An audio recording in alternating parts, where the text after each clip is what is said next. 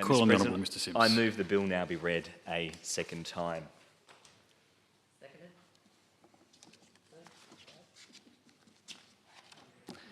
Mr. President, the Passenger Transport Free Public Transport Bill of 2026 will make public transport free across trains, trams and buses for the next 6 months. This will provide much needed cost of living relief to South Australians that are struggling. While other states such as Tasmania and Victoria have made public transport free during this fuel crisis, Premier Peter Malinauskas and Labor have been missing in action. With inflation and the cost of living skyrocketing out of control, South Australians need urgent relief. And let's look at what's happened in other states when action has been taken on public transport fares, Mr. President. Over in Queensland, in August 2024, the previous Labor government announced a 6-month trial of 50-cent fares on public transport network of buses, trains, ferries and trams. And the results were very positive, Mr. President. Over in that state, from 2022 to 2023, there was an 18.3% jump in the number of people taking public transport. Train travel went up 18.6% and bus travel by 15.8%. Some of the steepest increases have been outside metropolitan Brisbane. Indeed, in southeast Queensland, the number of people catching public transport increased in that area. In Gympie by 37% on the Sunshine Coast, 35% on Noosa and 21% on the Gold Coast. Patronage was also up 20% on average across all regional bus networks, with the biggest increases being in Townsville, 49%, and Mackay, 40%. So it was a success.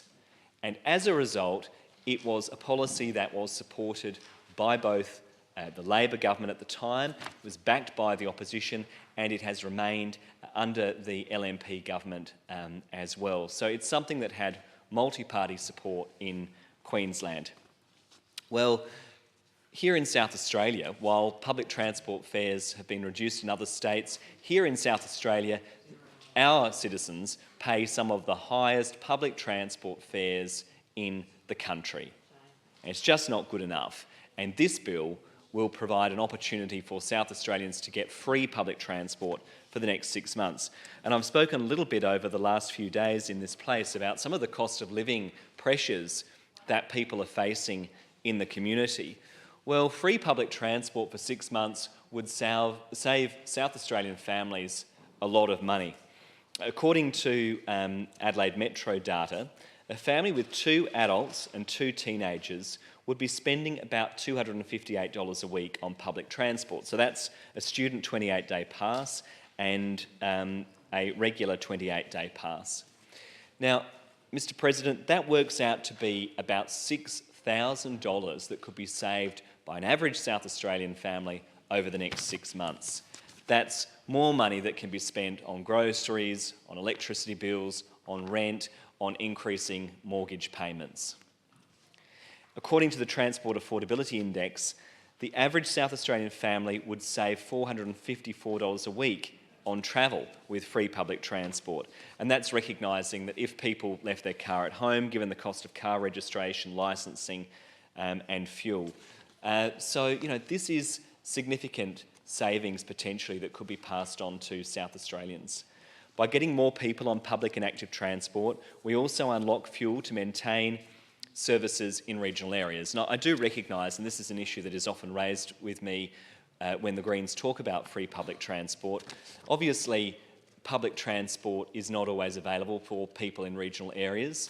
Indeed, a lot of regional centres are poorly serviced by public transport. One of the benefits of making public transport free across the state, though, is that those in regional areas would then get priority access to fuel because it would reduce some of that pressure. The hope and expectation is that if free public transport is made available, then those in metro and inner city areas are much more likely to use it, and that reduces pressure for those in regional areas that don't have the benefit of being able to access public transport. Of course, from a Greens perspective, we will continue to advocate for public transport to be appropriately available in regional areas, and members know that I'm particularly passionate about regional rail. That's an issue I intend to continue to prosecute during this term.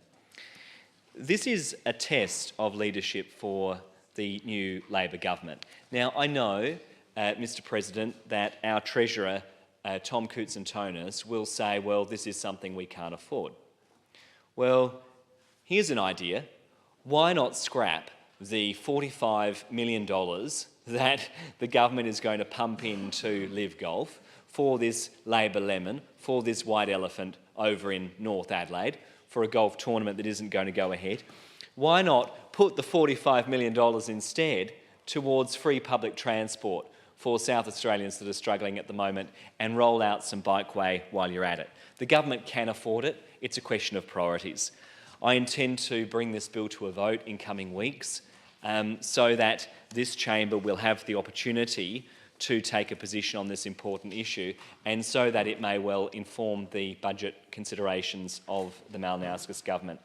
This is a chance, again, for us to send a very clear message to the new Labor government early on in this term about what we see as the key priorities here in the upper house, recognising this is a chamber, of course, where the government does not have the numbers.